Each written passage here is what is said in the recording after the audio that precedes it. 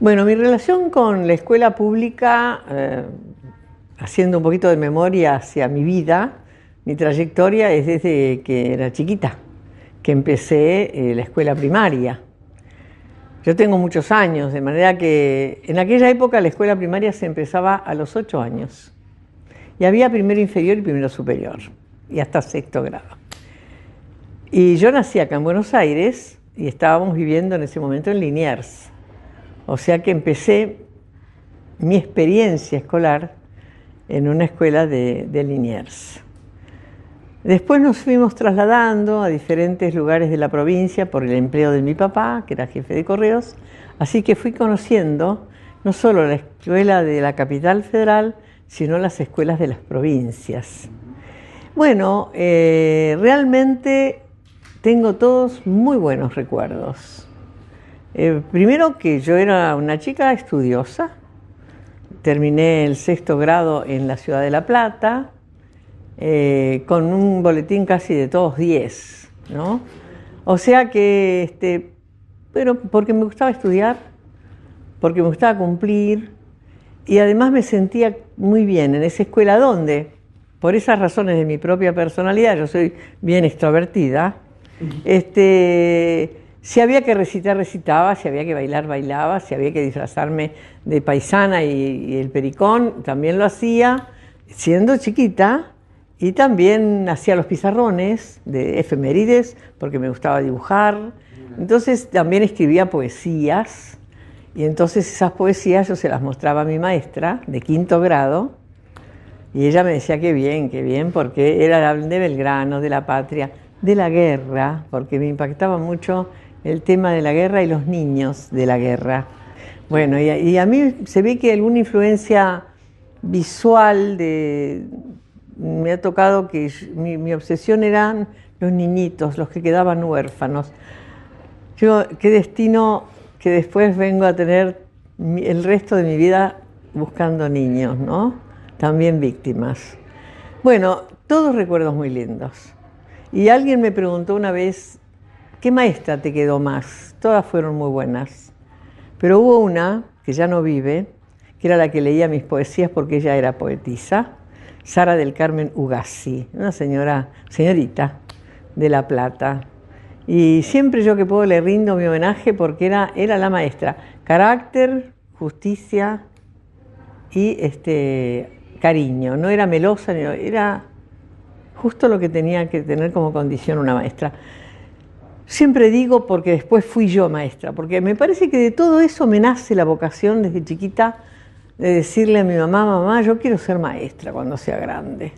Y ya empecé a ejercer un poquito esa docencia infantil porque fui catequista en la iglesia del barrio de Tolosa, donde yo vivía. Yo tendría 10, 11 años y le enseñaba a chiquitos de 8, de 7.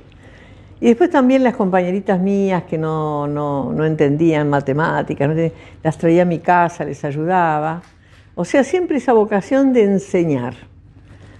Y bueno, pude ejercer la docencia, fui muy feliz, pero fui sorprendida de que en realidad mi formación ciudadana, o sea, como en una ciudad con un programa de formación docente, no me daba ninguna experiencia real de la realidad, valga la redundancia, que me iba a tocar vivir.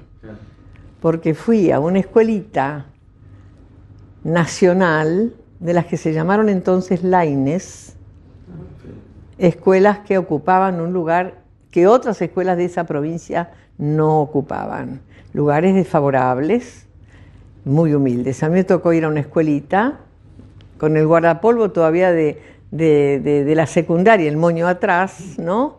Y llegar a una escuela donde yo no sabía atender 4 grados conjuntos. Y la directora me dice, señorita, usted va a tener tercero, cuarto, quinto y sexto.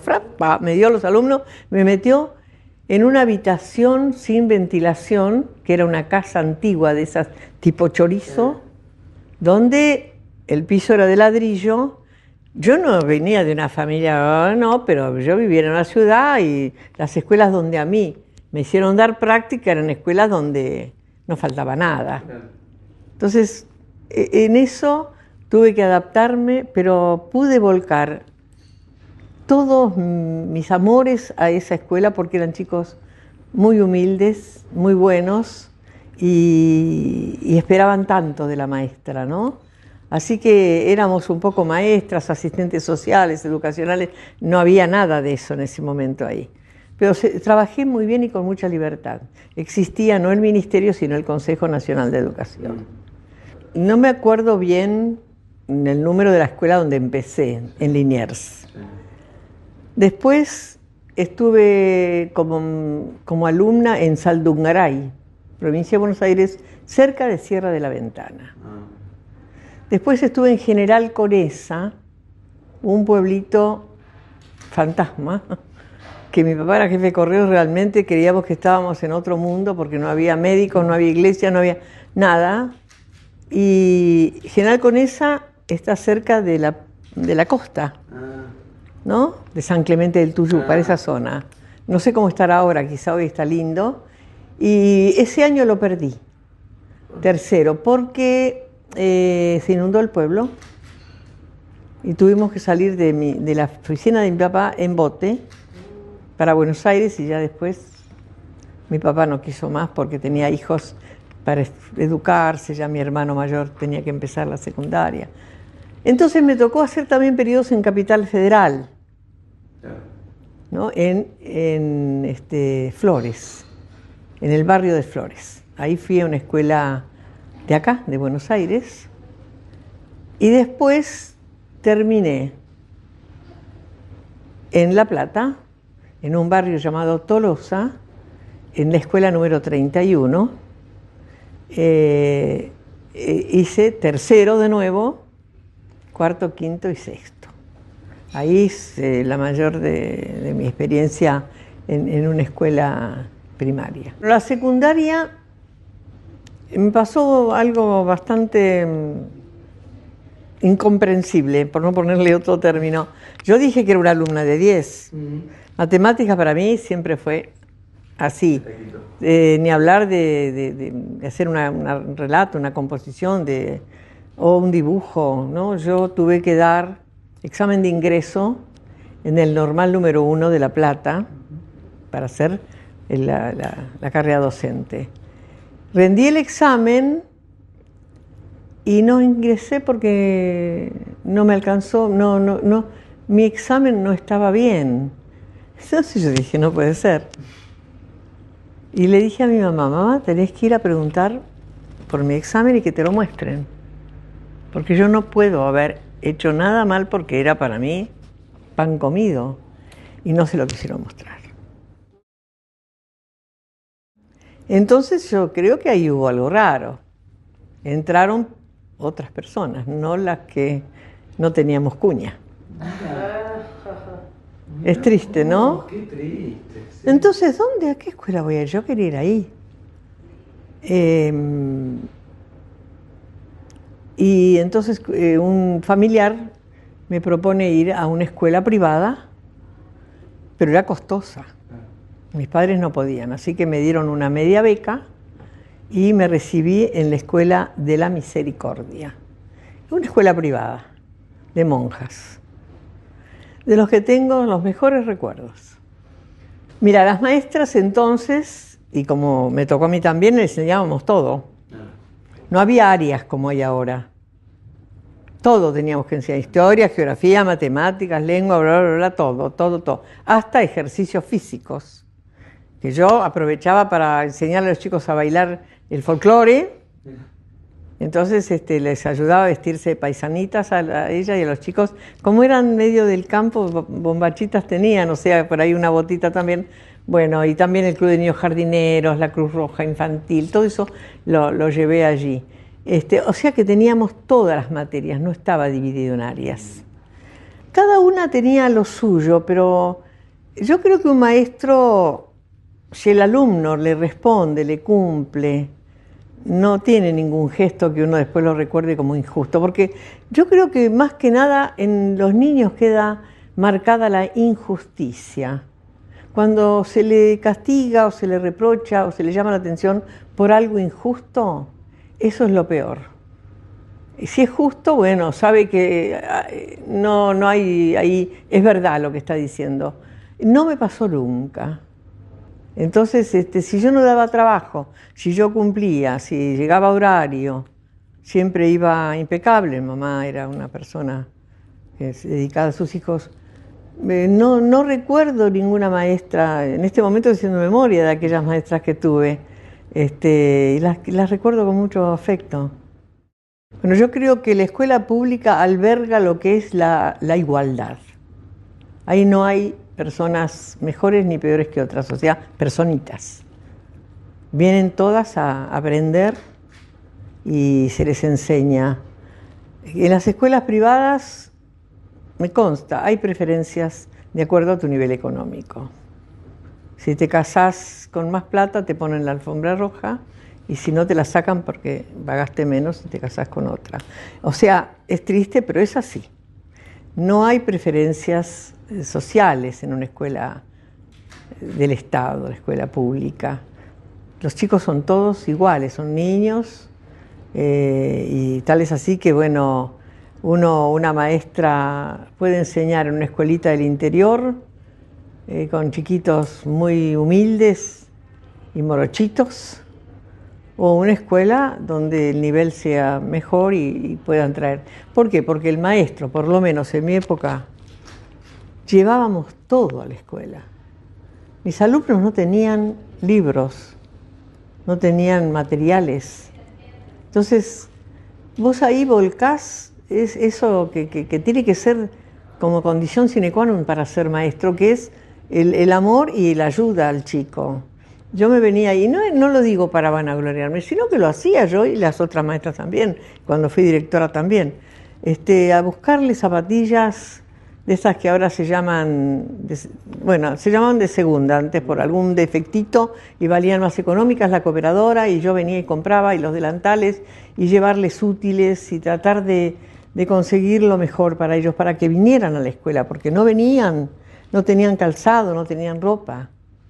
Entonces todo eso era parte de una dinámica de colaboración sin distinción de riqueza, ¿no? Porque había otros chicos que sí podían. Dentro de ese mismo grupo había chicas que tenían un nivel económico bastante bueno, pero siempre el más desprotegido es el que más necesita, ¿no?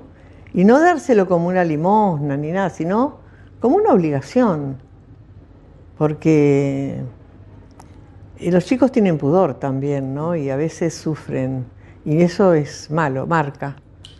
No hay diferencias. Todos los que vamos y hemos ido a escuelas públicas hemos tenido el mismo trato. Y además, si querías participar, los papás en la cooperadora participaban, el que no quería y no podía, el que podía pagar la cooperadora o llevaba y el que no. O sea, nada de privilegios ni de cosas así injustas.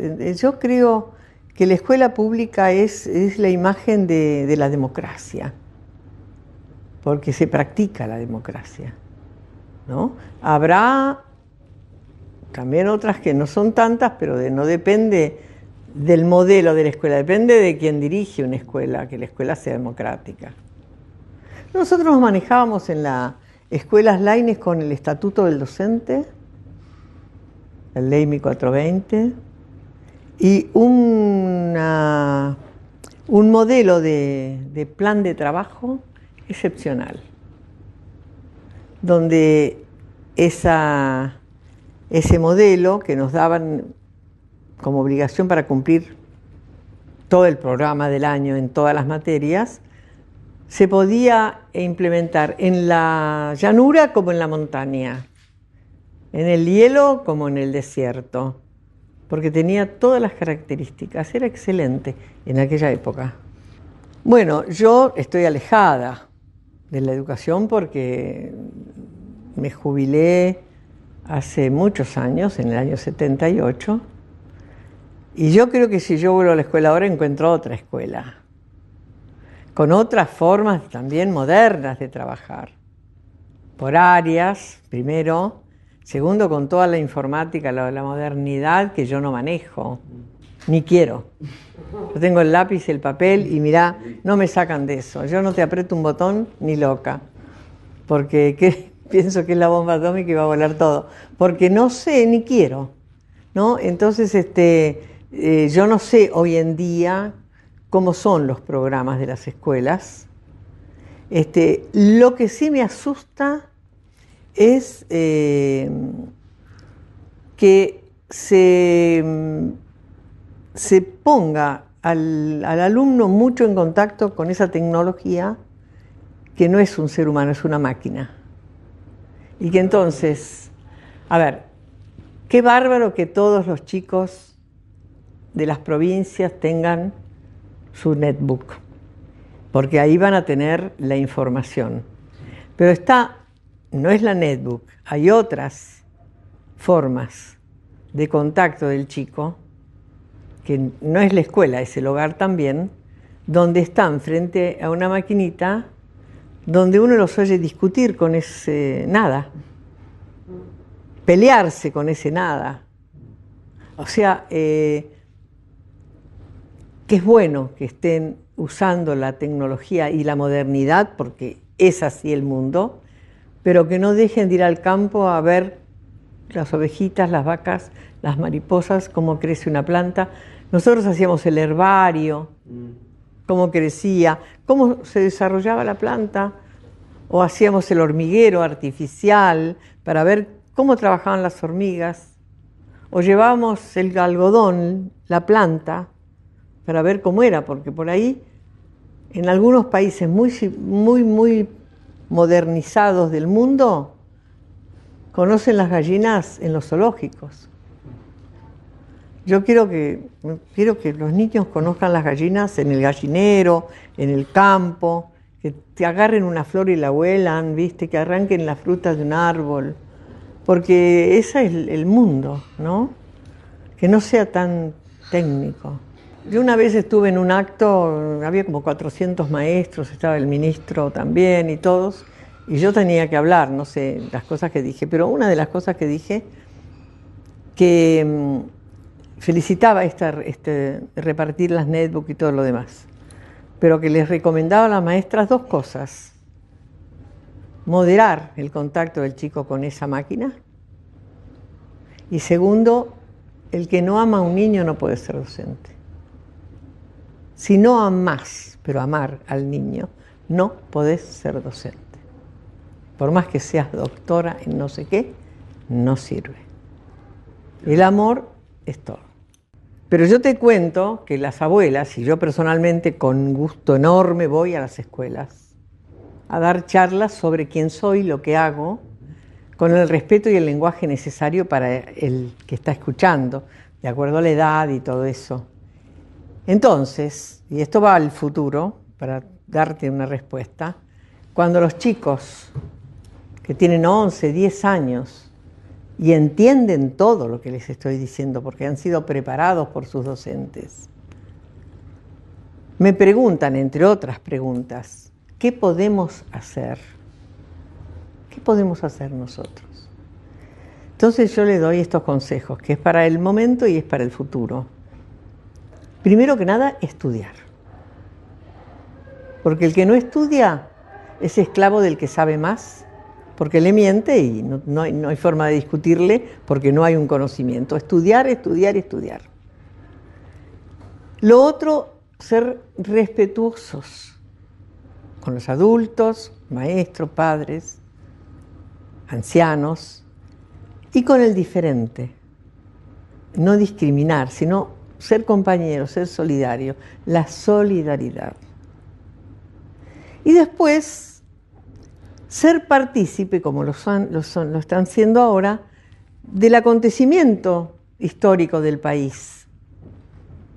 Porque lo que yo les conté pasó. Y hay un futuro para que no vuelva a pasar. Entonces, si en vez de ver pasar la historia y criticamos, nos metemos en la historia y participamos, vamos a tener derecho a opinar, a hablar. Entonces, júntense. ¿Qué podemos hacer? El día que quieran, júntense. El que le gusta la poesía, El que le gusta el teatro, teatro. El que le gusta el deporte, fútbol, allá. Porque mañana van creciendo y van a decir la política. Y chicos, les digo, no sé, a lo mejor entre ustedes está el futuro presidente o presidenta. O sea que les digo eso para que sean buenos ciudadanos, buenas personas. Yo creo que lo que hay que fomentar es eso, ¿no? La bondad, ser buena gente. Bueno, el poder hegemónico generalmente alimenta el bienestar de las escuelas privadas, porque es un negocio. No piensan en el chico, piensan en el negocio, ¿cierto? Pero hay una sociedad donde están los maestros que piensan en el niño, en el que hay que educar. Y el maestro es un ser generoso, es un ser que se da, se brinda. Si tenés una escuela limpia, vas a estar más cómodo. Si no tenés que ir a buscar, a ver el agua a la vecina porque se cortó, vas a estar más cómodo. Entonces, eso es una obligación en las escuelas públicas del Estado. Entonces hay que bregar para que el Estado mantenga las escuelas con dignidad, ¿no? Dignidad de los chicos. Buenos bancos, buena comodidad, luz. Yo en esa escuelita que tenía, que era una casa chorizo, no tenía luz, tenía una puerta que cuando la cerraba era la única salida y después una estufita eléctrica cuando hacía frío. Entonces les enseñaba a mis alumnos que venían de ranchitos o de vivir a veces en cuevas. No se humillen pensando de que porque viven así son distintos al que vive mejor. Porque hoy ustedes están acá en la escuela para aprender que cuando sean grandes no se tienen que avergonzar si vivieron en un ranchito con una ventanita así, pero sepan que van a vivir a lo mejor en una casa con una ventana grande, porque la ventana es aire, luz, salud. Para eso vienen a la escuela, para educarlos, para mejor, no para bochornarlos.